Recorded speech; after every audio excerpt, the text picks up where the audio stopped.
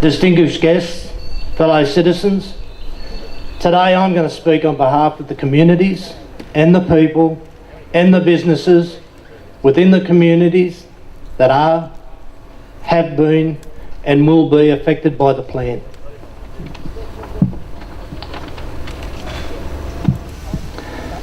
A 100 years ago on the 13th of July, Arthur Griffith, the Minister for Works in the New South Wales Government, opened the Yanko regulator, allowing water to surge into the channel system of the Murrumbidgee irrigation area for the first time.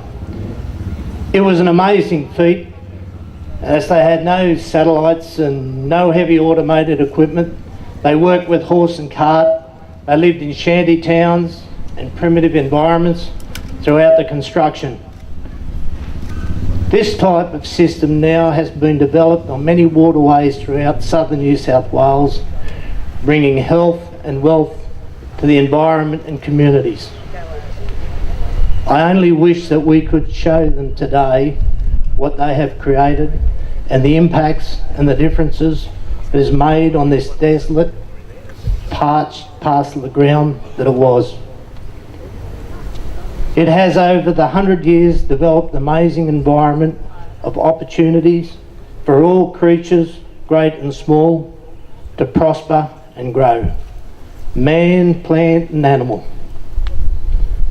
Now, 100 years later, we're nearing the end of a prolonged process that will determine the livelihoods of every one of you and your great-grandchildren that want to or have to reside in the Murray-Darling Basin.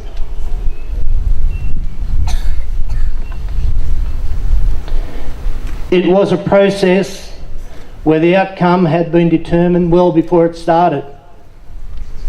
It was a process that was determined by politics under the guise of flawed science. It was a process where socio-economic modelling was done with unrealistic outcomes, using scenarios that suited a required outcome. It's a process where the major benefactor of the water has no plan as to how to use the water wisely or efficiently. It's a process that had public consultation where individuals and communities were ignored.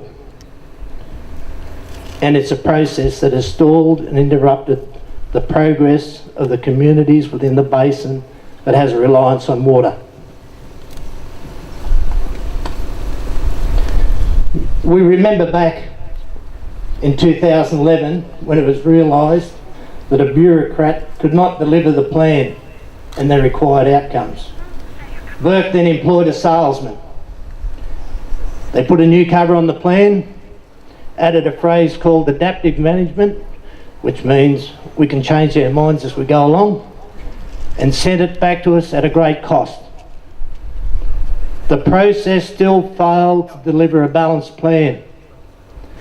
This land of plenty has the resources to share in an equitable and fair manner to the environment, the economy, and the communities to allow all of us to grow and prosper. And I reinforce, our communities have never rejected the process of a plan, but it has to be a balanced plan, a plan fair to all.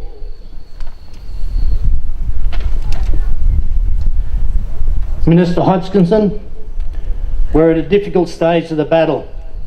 As individuals, we've been ignored. As communities, we've been ignored.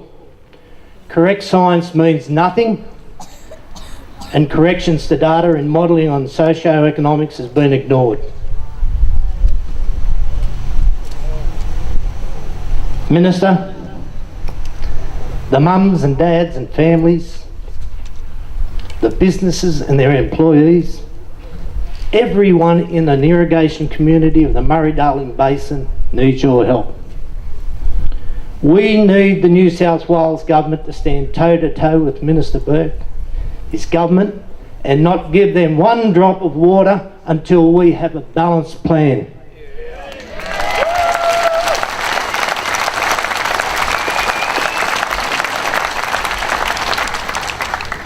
Your government has some leverage and we need you to use it. We want a healthy environment for our great-grandchildren, but we also need a healthy community in regional Australia for them to live in, to grow in and prosper in.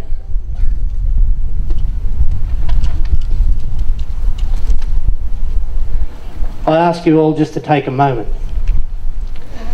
Look around, look at this wonderful park, the trees, the greeneries. Look across the road, the shops, the building, the infrastructure. Look at the person standing next to you. We're all anxious and we're all nervous about our futures and our communities. But over the back, there's a cenotaph and monuments. On these monuments are names of young men and women that left our shores to defend Australia and the Australian way. They did it because their government asked them to.